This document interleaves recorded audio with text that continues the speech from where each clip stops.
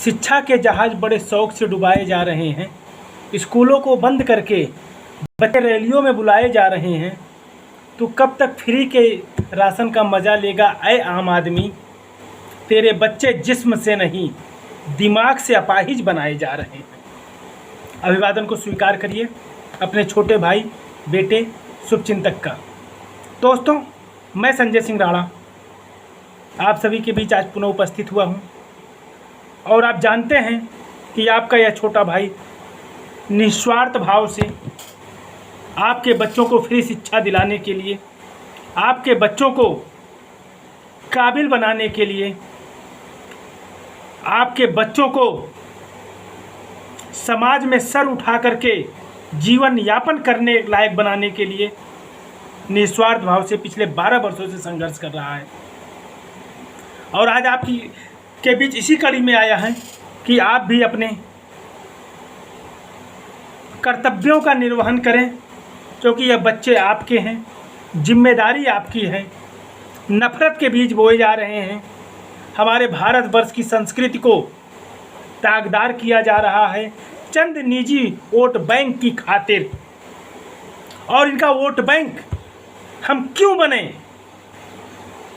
यह हमें सोचना होगा कि हम किसी का वोट बैंक क्यों, आखिर क्यों कोई हमें वोट बैंक के रूप में देखता है, इंसान के रूप में नहीं? क्यों हमें भारत के नागरिक के रूप में नहीं देखता है, हिंदू मुसलमान सिख ईसाई के रूप में देखता है? आखिर क्यों हमें कोई अपना समझ के नहीं देता है, ब्राह्मण क्षत्रिय वैश्य शूद्र जैनिस्ट बौद्धिस्ट की नज़र से देखता है? मेरे साथियों, तो मेरा एक सीधा सा आपको यही जवाब है कि इसमें पूरी की पूरी गलती हमारी अपनी है, क्योंकि हम तो अच्छी शिक्षा पा नहीं सके, हम तो अच्छी शिक्षा पा नहीं सके। लेकिन क्या हमारा यह दायित्व तो नहीं है कि जो चीज़ हमें नहीं मिली वो हम अपने बच्चों को उपलब्ध कराएं?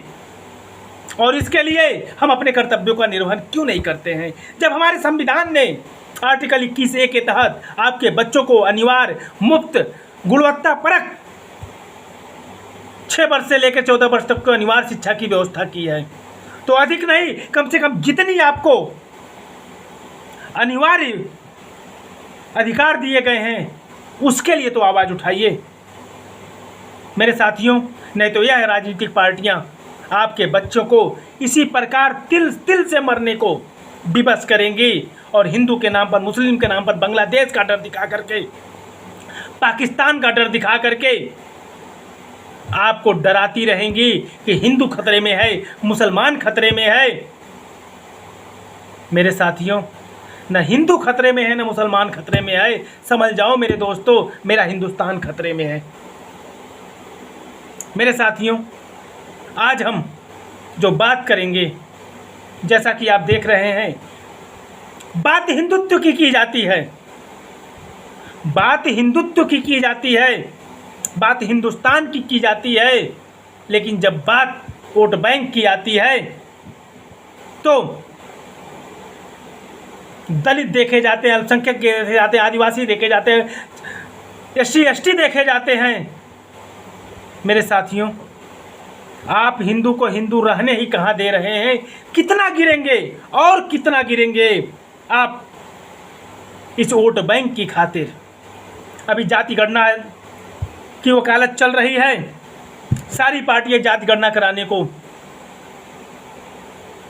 आतुर हैं। उस के अंदर के छिपे भाव को आपको देखना होगा। जाति आधारित जनगणना पर मत जाइए, उसका सपोर्ट करना न करना आपका अधिकार है, आप उसके लिए फ्री हैं, स्वतंत्र हैं। लेकिन उनके अंदर छिपी हुई उनकी कुटिल मानसिकता को अवश्य देखिए कि ये जाति गणना क्यों कराना चाहते हैं। मेरे साथियों, इनके पीछे की भावना सिर्फ यही है, वोट बैंक की राजनीति करना। मेरे साथियों, 77 वर्ष हो गए मेरे भारतवर्ष को आज़ाद हुए।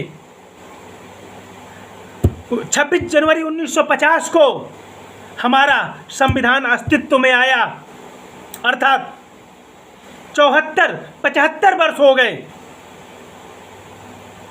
हमारे संविधान को लागू हुए और आरक्षण को लागू हुए। गौर करिएगा मैं क्या कहना चाहता हूँ। हमारे देश में आरक्षण को लागू हुए 75 वर्ष पूर्ण हो चुके हैं, 76वें वर्ष में हम चल रहे हैं। मेरे साथियों, आखिर क्यों? आखिर वह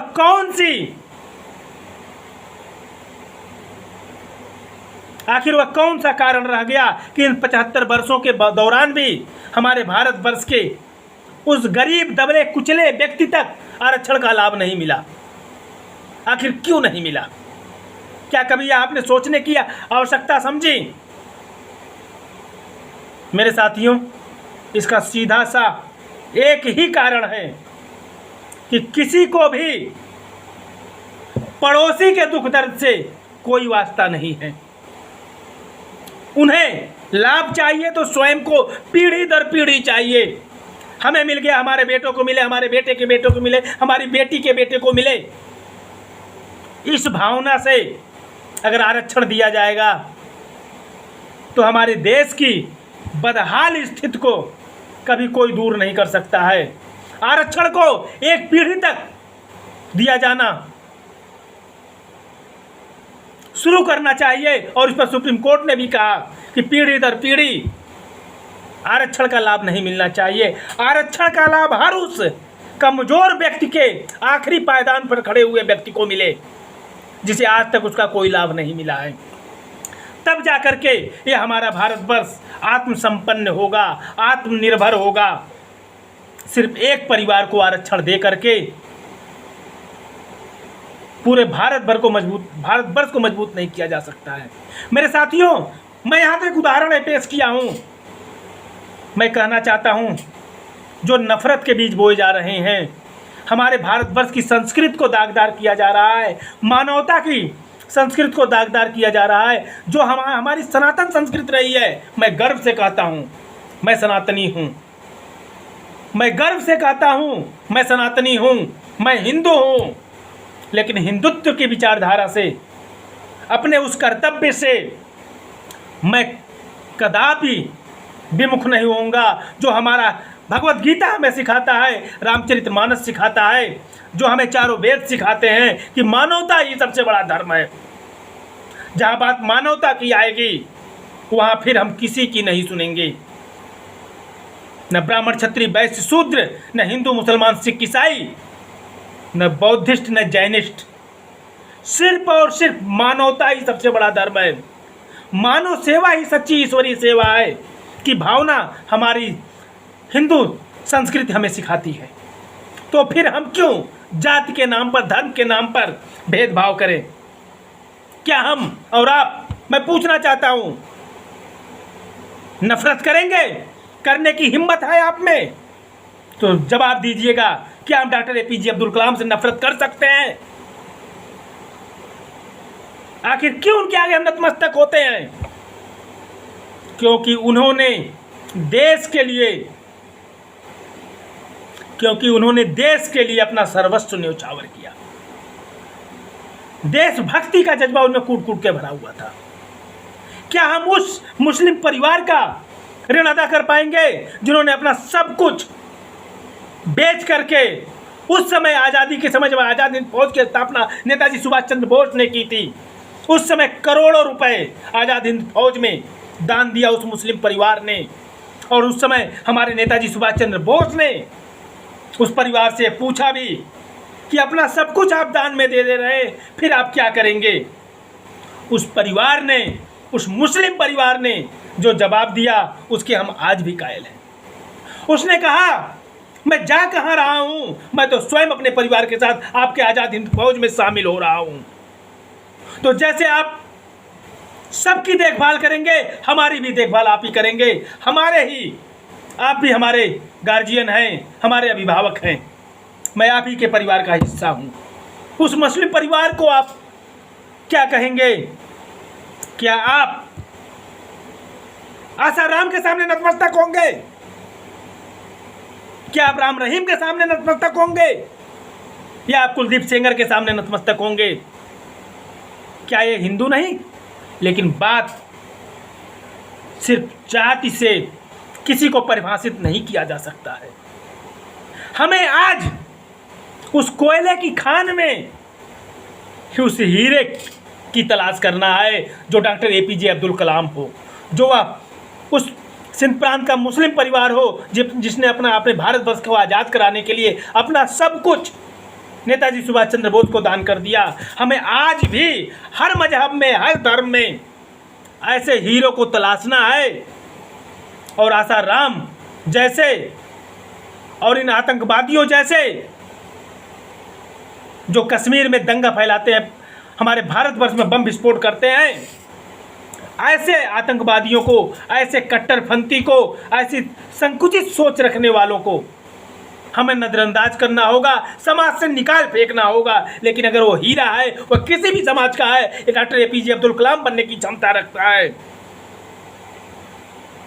भगत सिंह बनने की क्षमता रखता है, चंद्रशेखर आज़ाद बनने की क्षमता रखता है, अशफाक उल्लाह खां बनने की क्षमता रखता है, तो फिर हमें उसे सर आंखों पर बिठाना चाहिए, न कि मजहब की दृष्टि से देखना चाहिए।